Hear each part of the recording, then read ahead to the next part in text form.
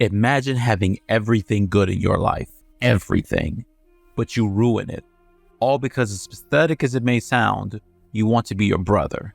You heard it right, guys. The most depressing thing about Michikatsu is that deep down in his heart and soul, he didn't just want to surpass his brother, he wanted to be Yoriichi himself. His character arc isn't just an array of lore drops, it's an essay on the destructive nature of jealousy. Now, in this video, we're going to go over the story of the early days and see for ourselves the underappreciated brilliance of Kokushibo's character. And at the end of the video, we'll talk about the real reason Kokushibo became a demon. Spoiler alert, it's not what you think it is. Hey everyone, my name is TK. Now let's get into some anime.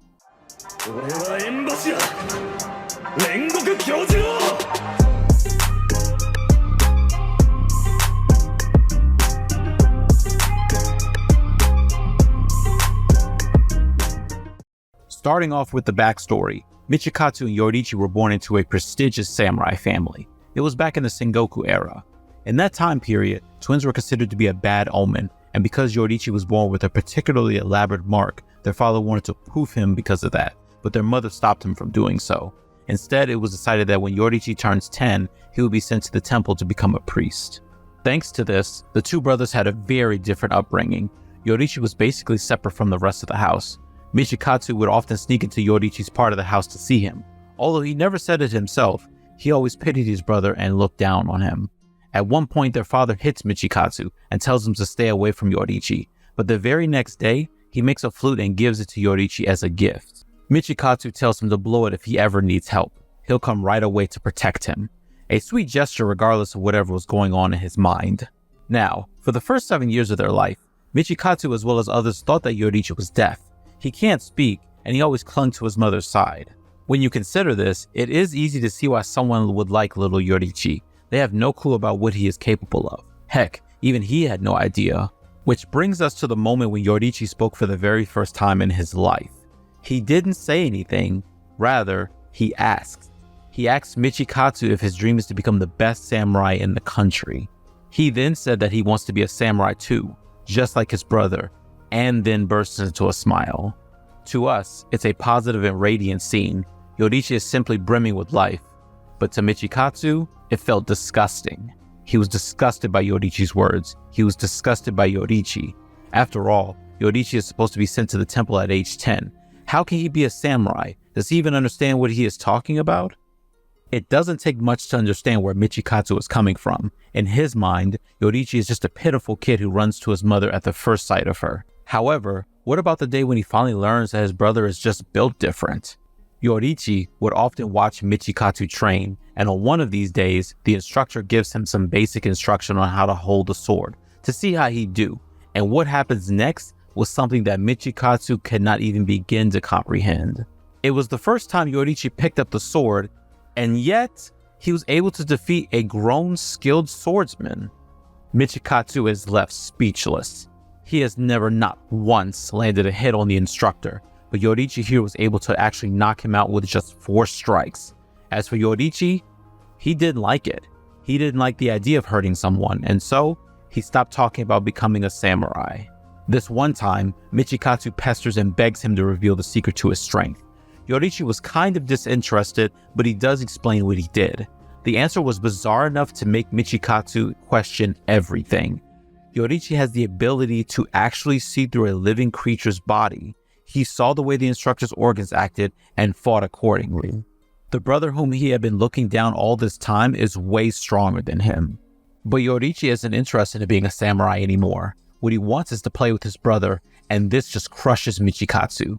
Here he was giving it his all to training, but then there's Yoriichi, a one-of-a-kind prodigy, but to him, the sword has less worth than children's games. That's right. In the face of someone like Yoriichi, he is just moving at a turtle's pace. When the instructor tells the others about what happened, their positions reverse. Now, Yoriichi is going to become a samurai, while Michikatsu will be sent to the temple. Their mother dies. Yoriichi bids Michikatsu farewell after appreciating him for the flute he made for him, and then departs for the temple. At least that's what he says. Good riddance? Anyways, Michikatsu learns from his mother's diary that Yoriichi knew about her illness. He knew that the left side of her body was weak, and that's why he would always be seen supporting her left side. Yoriichi also knew that Michikatsu would be sent to the temple in his stead, and that's why he left early. You see, at first, it was pity. Michikatsu pitied Yoriichi. Then when he realizes what Yoriichi is capable of, he becomes envious. However, after this, the jealousy turns into resentment. He actually prays for Yoriichi's downfall. He goes on to become a samurai and start a family, but their paths collide once again at age 20. All of Michikatsu's subordinates are killed by a demon, but Yoriichi shows up right in time and saves him. Yoriichi also apologizes for being late. Imagine what Michikatsu must have felt at that moment. After 10 years of being free of Yoriichi's presence, he was saved by him. The hatred and jealousy stocks skyrocket. Michikatsu joins the demon slayers, of which Yoriichi was now a part of. By this point, Yoriichi was already a user of sun breathing and was teaching others how to do the same. But they are not him. So he adjusts to their strengths and all kinds of breathing forms are born. Michikatsu develops the moon breathing and also awakens the demon slayer mark. Yes, he is not as powerful as Yoriichi, not even close. But just like how others can't learn sun breathing, they can't learn his moon breathing either. He was proud of this, even though Yoriichi himself was optimistic that future generations will learn their unique breathing forms. Eventually, Michikatsu realizes that those with the mark are destined to die before the age of 25. In the end, he couldn't use the legendary sun breathing. He couldn't surpass his brother either, and he is going to die. He tried so hard and came so far, but in the end, it didn't even matter. The way I see it, chapter 178 of the manga is melancholic. The flashback reveals Michikatsu's struggle, how he gave in to Muzan's proposal and became a demon, his final meeting with Yoriichi, and then of course, his own death. So what is the real reason he became a demon? It's because he loved Yoriichi and wanted to be him. A twisted way to phrase it, you may think, but no. The backstory was first presented to us through Michikatsu's point of view. That's the irony and tragedy of jealousy. He loved Yoriichi. Even after over 4 centuries had passed, he still carries that flute, and yet he also wanted to be like him. I guess love and hate are two sides of the same coin after all.